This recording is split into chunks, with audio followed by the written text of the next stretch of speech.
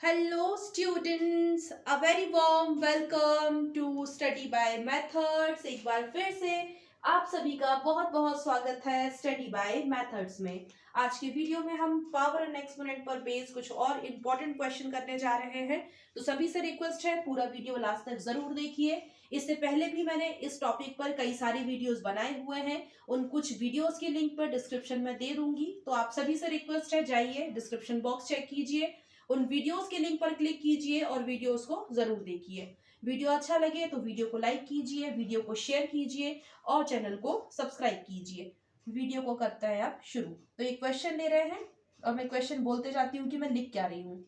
तो क्वेश्चन है, if 27 raise to the power y is equal to 9 upon, ये 9 लिखा है, 9 upon 3 raise to the power y, then find y की क्या वैल्यू आएगी वो निकालना है। तो ये है क्वेश्चन, इसे करते हैं सॉल्व या सिंप्लीफाई। तो कैसे करना है देखिए, सबसे पहली स्टेप तो हमेशा से यही रहती है कि जो क्वेश्चन दिया जाए उसे बिना किसी चेंजेस के जैसा दिया है वैसे के वैसे लिख दीजिए। तो मैं वही कर रही हूँ, जो क्वेश्चन दिया था उसे मैंने लिख दिया है। अब यहाँ देखिए 27 लिखा है नेक्स्ट स्टेप में। तो 27 को उसके प्रोडक्ट ऑफ फैक्टर के फॉर्म में कैसे लिख सकते हैं। प्रोडक्ट ऑफ फैक्टर के फॉर्म में लिखने का क्या मतलब है, देखिए 27 का जब आप एलसीएम लेंगे प्राइम फैक्टराइजेशन मेथड से, जब आप एलसीएम निकालेंगे तो क्या होगा, इसे हम ऐसे लिख सकते हैं। 27 का एलसीएम निकालना बहुत आसान है, आई होप सो सभी को आता होगा।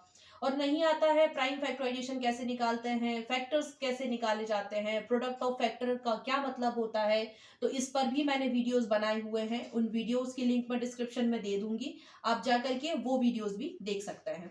तो 27 को उसके प्रोडक्ट ऑफ फैक्टर के फॉर्म में हम लिख सकते हैं 3 × 3 × 3। इसे मल्टीप्लाई करके देखिए 27 आएगा। तो इसका मतलब क्या हुआ, अगर हम चाहें इसे एक्सपोनेंशियल फॉर्म में लिखना तो कैसे लिखेंगे, इसे लिख सकते हैं हम 3 raised to the power 3 लिख सकते हैं।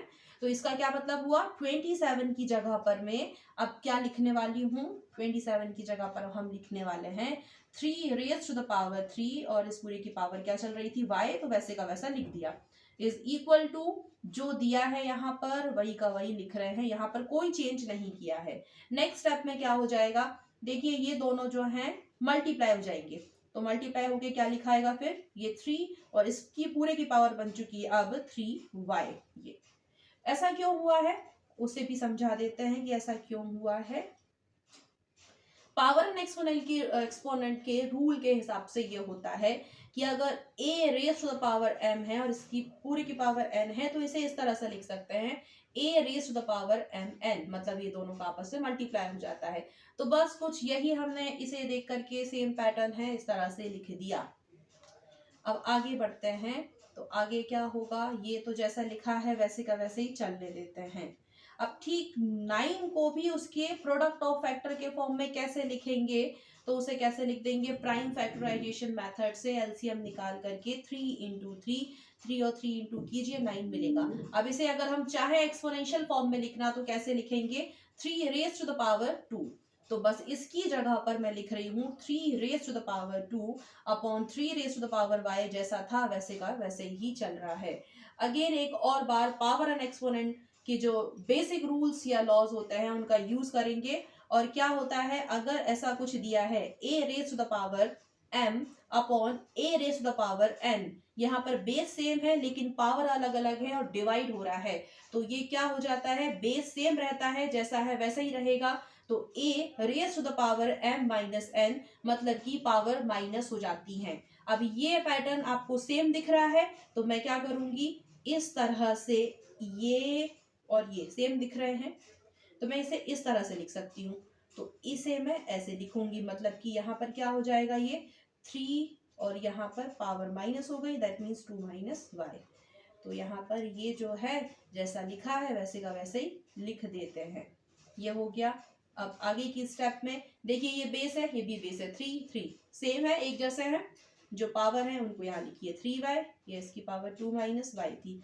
क्वेश्चन में क्या क्या पूछा है, y की वैल्यू निकालना है, जिसकी वैल्यू निकालना है वो वही रहने दो, लेकिन उससे पहले एक और बात, यहाँ पर भी तो y है यहाँ भी y है। अब क्या करें, तो क्या करो, वेरिएबल वेरिएबल एक साइड, नंबर नंबर एक साइड, ऐसा कर लेते हैं। तो यहाँ पर ये 3y है, जैसा है वैसे ही रहने दीजिए। ये माइनस का y यहाँ आके positive y is equal to 2 जैसा है वैसे का वैसे ही रहने दिया। आगे की स्टेप में क्या हो जाएगा, ये देखिए y y वाली टर्म एक साथ कर ली, नंबर एक साइड हो गए। अब ये प्लस और प्लस तो प्लस ही होता है, तो 3y प्लस y करेंगे तो 4y होगा इज इक्वल टू 2। ये हो गया। अब यहाँ ध्यान दीजिए, बहुत जरूरी बात है और पूरा वीडियो लास्ट तक जरूर देखिए। आई रिपीट, यहाँ पर ध्यान दीजिए, एक बहुत ही इंपॉर्टेंट बात ये है, यहाँ पर 3y प्लस वाई लिखा है, ध्यान से देखिए 3y प्लस वाई लिखा है, तो ये 4y हो जाएगा। लेकिन अगर यहाँ पर 3y मल्टीप्लाई बाय y होता तो आंसर क्या आता, 3y raise to the power 2 होता। यहाँ पर गलती नहीं करना है, इसलिए मैंने अलग से यहाँ पर बताया है, ध्यान देना है। ये प्लस हो रहे हैं तो 4y हो जाएगा। आगे बढ़ते हैं। अब क्या करना है, तो अब यहाँ पर क्या आ गया, 4y इज इक्वल टू 2।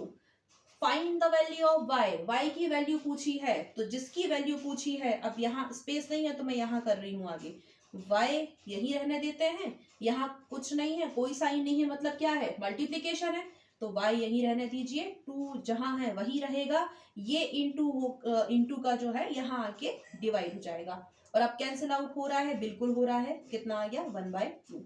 ये आ चुकी है y की वैल्यू जो कि है 1/2 और यही है फाइनल आंसर। तो ये था आज के वीडियो के लिए। आई होप सो सभी को समझ आया होगा। आज के वीडियो के लिए सिर्फ इतना ही। उम्मीद है सभी को समझ में आया होगा। अगर समझ में आया है तो प्लीज वीडियो को लाइक कीजिए, वीडियो को शेयर कीजिए और चैनल को सब्सक्राइब कीजिए। मिलते हैं आप सभी से आने वाले कुछ और वीडियोस में। Till then take care and thank you so much for watching my video.